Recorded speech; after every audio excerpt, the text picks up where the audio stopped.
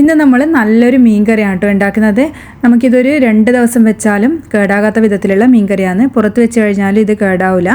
അതുപോലെ തന്നെ വളരെ എളുപ്പത്തിൽ നമുക്ക് ഉണ്ടാക്കാം. ഇതിൽ നമ്മൾ തക്കാളി ഒന്നും ചേർക്കുന്നില്ല. അപ്പോൾ ഈ ഒരു റെസിപ്പി എങ്ങനെയാണ് തയ്യാറാക്കുന്നത് നമുക്ക് നോക്കാം. അതുപോലെ തന്നെ മീൻ മുളകിട്ടതാണ് കേട്ടോ ഇത്. മീൻ തേങ്ങ അരച്ച് വെച്ചതല്ല. അപ്പോൾ ചപ്പാത്തിൻ്റെ കൂടെയും പുട്ടിൻ്റെ കൂടെയും അതുപോലെ പൊറോട്ട, അപ്പം എന്തിൻ്റെ കൂടെയും നല്ലൊരു അടിപൊളി കോമ്പിനേഷൻ ആയിട്ടുള്ളൊരു മീൻ കറിയാണ്. മീൻകറി എപ്പോഴും നമ്മൾ തലേന്ന് ഉണ്ടാക്കിയിട്ട് പിറ്റേന്ന് കഴിക്കുമ്പോഴാട്ടോ ടേസ്റ്റ് ഉണ്ടാകുക. അപ്പോൾ ഈ ഒരു റെസിപ്പി എങ്ങനെ തയ്യാറാക്കുന്നത് നോക്കാം. നമ്മളൊരു ചട്ടി അടുപ്പത്ത് വെച്ച് ചൂടാകുമ്പോൾ അതിലേക്ക് ഒരു 2 ടേബിൾ സ്പൂൺ വെളിച്ചെണ്ണ ഒഴിച്ചു കൊടുത്തിട്ടുണ്ട്. മീൻകറിയൊക്കെ തയ്യാറാക്കുമ്പോൾ വെളിച്ചെണ്ണ തന്നെ എടുക്കുക കേട്ടോ, എന്നാലേ നല്ല ടേസ്റ്റ് കിട്ടുള്ളൂ. അതുപോലെ തന്നെ എണ്ണ ചൂടാകുന്ന സമയത്ത് അതിലേക്ക് കുറച്ച് കടുക് ചേർത്ത് കൊടുക്കാം. കടുക് ഒന്ന് പൊട്ടി വരുന്ന സമയത്ത് ഇതിലേക്കൊരു 5-6 ഉലുവ ചേർത്ത് കൊടുക്കുന്നുണ്ട്. ഒരുപാട് ഉലുവ കൂടിപ്പോകരുതേ, കയ്പ്പ് രസം ഉണ്ടാകും. അപ്പോൾ അതെല്ലാം കൂടി ഒന്ന് മൂത്ത് വരുന്ന സമയത്ത് ചെറുതായി അരിഞ്ഞ ഇഞ്ചിയും കൂടി ചേർക്കാം. ഇഞ്ചിയും ഒരു ചെറിയ കഷ്ണം മാത്രം ചേർത്താൽ മതി, ചെറുതായി അരിഞ്ഞിട്ട് ചേർത്ത് കൊടുക്കുന്നുണ്ട്. പിന്നെ കുറച്ച് വെളുത്തുള്ളിയും നമ്മൾ ചെറുതായിട്ട് അരിഞ്ഞിട്ട് തന്നെ ഇതിലേക്ക് ചേർത്ത് കൊടുക്കുന്നുണ്ട്. ഇനി ഇതിൻ്റെ പച്ചമണം ഒന്ന് മാറി വരണം. ഒരുപാട് സമയം ഇട്ട് വഴറ്റേണ്ട ആവശ്യമൊന്നുമില്ല, കളറൊന്നും മാറി വരേണ്ട. ആ ഒരു പച്ച സ്മെല്ല് മാറിയാൽ മാത്രം മതി. നമുക്കപ്പോൾ ഇതൊന്ന് ഇങ്ങനെ വഴറ്റിയെടുക്കാം.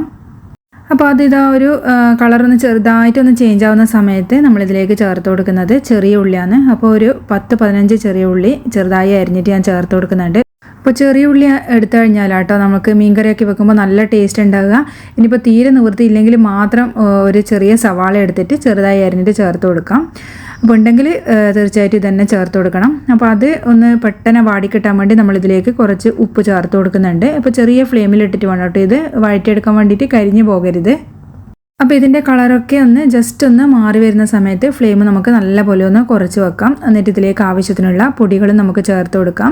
അപ്പോൾ ഞാൻ ഇതിലേക്ക് ചേർക്കുന്നത് ഒരു 1/4 ടീസ്പൂൺ മഞ്ഞൾപ്പൊടി, അതുപോലെ തന്നെ 1 ടീസ്പൂൺ മുളക് പൊടി. അതിപ്പോൾ കാശ്മീരി മുളക് പൊടിയാണ് ഞാൻ ചേർത്തത്. അതുപോലെ തന്നെ എരിവുള്ള മുളക് പൊടിയും 1 ടീസ്പൂൺ ചേർക്കുന്നുണ്ട്.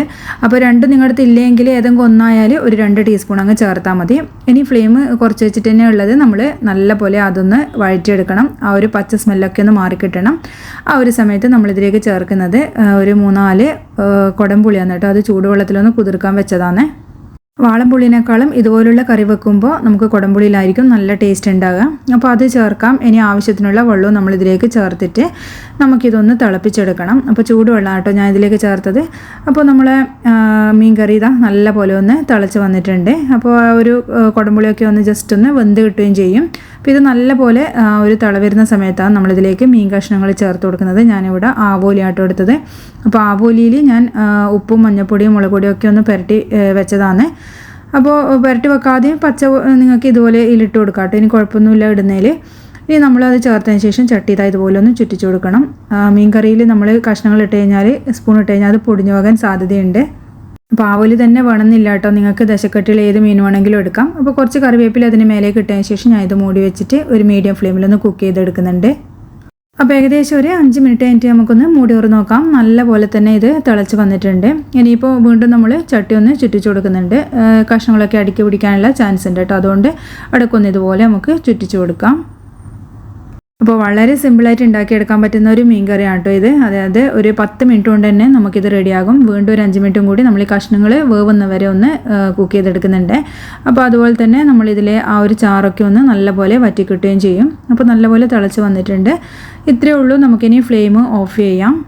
അപ്പോൾ നമ്മളിതിൽ തക്കാളി ചേർക്കൊന്നും ചെയ്യുന്നില്ല, വഴറ്റേണ്ട ആവശ്യമൊന്നുമില്ല. തക്കാളി ഒന്നും ചേർത്തിട്ട് വളരെ സിമ്പിളാണ്, നല്ല ടേസ്റ്റുമാണ് കഴിക്കാൻ വേണ്ടിയിട്ട്. അതുപോലെ ഈ ഒരു കറി നമുക്ക് ഇന്ന് ഉണ്ടാക്കി വെച്ചിട്ട് പിറ്റേന്നത്തേക്ക് ഉപയോഗിക്കാനായിട്ടോ നല്ല ടേസ്റ്റ് ഉണ്ടാകുക. അപ്പോൾ ഇത്രയും നല്ലൊരു റെസിപ്പി തീർച്ചയായിട്ടും ഒന്ന് ട്രൈ ചെയ്ത് നോക്കുക. ചാനൽ ആദ്യമായിട്ട് കാണുന്നവരാണെങ്കിൽ വീഡിയോ ഇഷ്ടമാവുകയാണെങ്കിൽ ലൈക്ക് ചെയ്യാനും ഷെയർ ചെയ്യാനും സബ്സ്ക്രൈബ് ചെയ്യാനും മറക്കല്ലേ. ഇനി അടുത്ത വീഡിയോയിൽ വീണ്ടും കാണാം. താങ്ക്